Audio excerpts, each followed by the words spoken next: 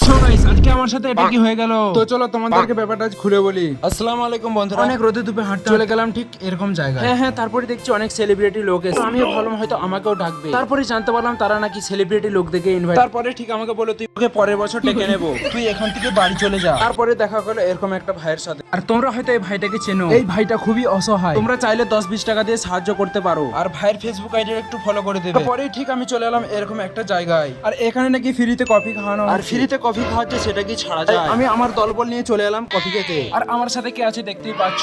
আর কাকাটাকে জিজ্ঞেস করে নিলাম তুমি এখানে কতক্ষণ থাকবে, কারণ আজকে ভাত মুড়ি খাবো না, শুধু কফি খাবো। কিছু সময় নষ্ট না করে কফিটা খাওয়া যায়, কারণ এখন ফ্রি দিচ্ছে, আবার একটু পরে না দিতেও পারে। হ্যাঁ, তারপরে আমি নিয়ে নিলাম এক কাপ কফি। ফ্রি কফি বলে কথা। তারপরে আমি একটু টেস্ট করে নিলাম, তখনই ঠিক জানতে পারলাম এখানে ফ্রিতে কফি খেলে বিয়ে করতে হয়, তাই আমিও কুলে চেপে গেলাম এদের। বুঝতেই পারছো বিয়ে বলে কথা। হ্যাঁ, তারপরে আমাকে এরকম ভাবে ফেলে দিল, বললো ভেতরে চলে যা। ভেতরে যাওয়ার পরে বললে আমাকে একটু ওজন হয়ে নে, কারণ বিয়ে করার আগে ওজনটা একটু দেখা দরকার। তখনই আমাকে দাদারা বললো অন্ধ কার্ড, জব কার্ড যা কিছু আছে সব বার কর। হ্যাঁ, সবকিছু দেওয়ার পর বললো একটা ছোট করে সাইন কর। তারপরেই জানতে পারলাম আমার সাথে ধোকা হয়েছে, এখানে বিয়ে না, এখানে রক্তদান হচ্ছে। তারপরে আমাকে কোমরের বেলটা হাতে পরিয়ে দিল, 650 গ্রাম কম 1 কেজি রক্ত নিয়ে নিবে বললো। তখনই ঠিক আমি অবাক হয়ে গেলাম, কারণ এটাই আমার জীবনের ফার্স্ট ব্লাড ডোনেট। আর হ্যাঁ, যতটাও ভয় পাচ্ছিলাম ততটাও ভয়ের কিছু নেই, কারণ একটু ব্যথা পেয়ে যদি আমি কারোর জীবন বাঁচাতে পারি তাহলে আমি অনেক খুশি। আর তোমরাও চেষ্টা করবে ব্লাড দেওয়ার, কারণ এই দানটা কখনো বিফলে যায় না। তারপরে ঠিক আমাকে একটা টিফিন দিয়ে দিল, আর আমি সেটা ততক্ষণ খেয়ে নিই। আর ভিডিওটা যদি ভালো লাগে তাকে একটা লাইক করে দিয়ে যাবে।